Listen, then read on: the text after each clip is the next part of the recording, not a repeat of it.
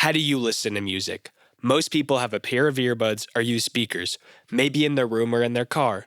But where does the music come from? Streaming services like Spotify and Apple Music have brought over 100 million paid users instant streaming for most parts of the country. How did we get to this point of instant access, and do we take it for granted? Artists like Drake and Taylor Swift dominate digital streams in the United States, with the two of them amassing over 100 billion streams on both of their catalogs, as well as artists like Bad Bunny, The Weeknd, and BTS contributing to billions of streams worldwide. These artists are able to make a living off of these streams, or rather be afforded big advances by their labels, who are constantly raking in cash. Well, how does the consumer have a part in the action? Your favorite artist most likely has a Spotify and Apple Music page. Maybe they upload music videos to YouTube. This is a very popular way of consuming music, as YouTube was one of the first platforms to popularize artists uploading their own music online. Founded in 2005, YouTube was originally the home of short clips, but labels saw an opportunity to capitalize on the growing platform. Vivo played a big part in YouTube Music. Short for Video Evolution, they were a video hosting service that struck a deal with three major record companies: Universal Music Group, Sony Music Entertainment, and shortly before they were bought out by EMI.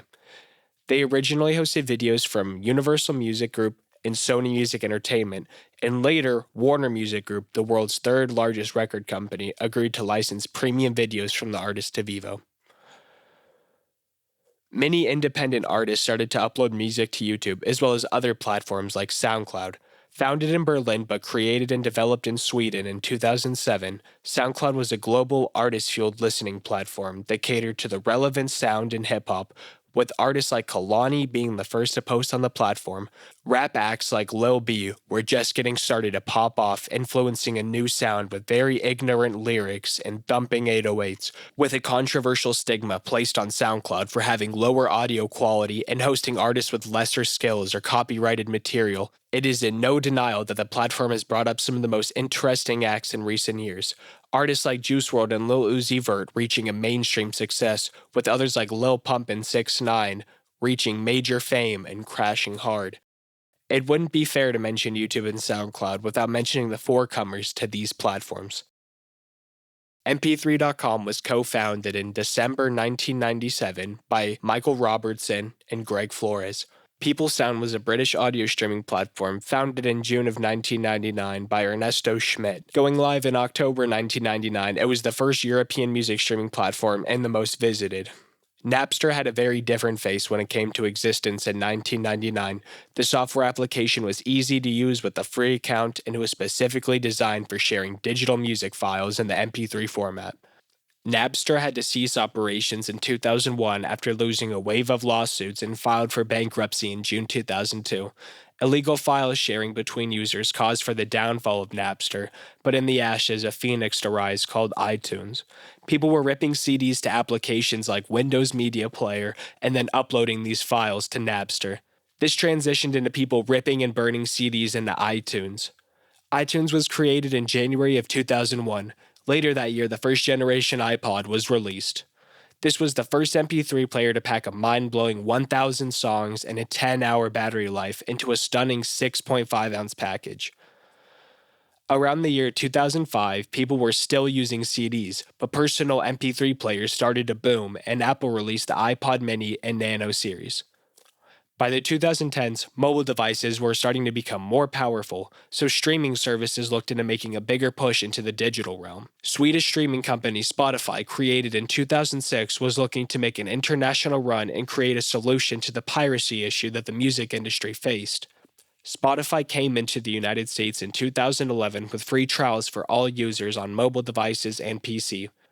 Once these free trials started to run out, some people started to turn away from the platform due to its limited listening time of 10 hours a month. Little did any of these services know that the biggest hit was yet to come. Psy Gangnam Style was one of the first videos to reach 1 billion views on YouTube at the end of 2012. This caused for a surge of international traffic on the platform that caused for the growth of other artists and the need to find these songs on streaming platforms. Other songs like Yelvis's The Fox seemed to be comical and satire. Although these songs created a subgenre of viral videos that seemed to be more of a joke than a real song. This caused for a spiral of early content creators to start making their own music, making parodies or uploading cover songs. With more people than ever going online to stream music, the need for MP3 players and CDs started to vanish. Apps like Pandora were reaching peak usage, and others like Spotify and SoundCloud were starting to boom. In 2014, Apple acquired Beats Electronics and looked into revolutionizing the music industry once again. Beats Music at the time was a streaming platform launched by Beats earlier that year. Apple had plans to merge their music services with Beats to create Apple Music in 2015. Beats Music subscribers were moved to the new service, and it later became the front of all Apple streaming as iTunes is no longer installed on newer Macs. Apple attempted to maintain dominance over other platforms like Spotify by enforcing paid streaming instead of ad-supported. CEO of Sony Music, Doug Morris, spoke on it not being profitable to have users create free accounts for streaming upon the release of Apple Music. However, since the release of Apple Music in 2015, Spotify's jointly listeners and premium members are up by 500%. Does this mean Apple has not accomplished its mission? Not necessarily. Since 2015, Apple Music subscribers count has gone up by 800%. Spotify has always had a larger number of users and premium subscribers. This is in large part due to the number of PC and Android users that have instant access to free streaming on Spotify.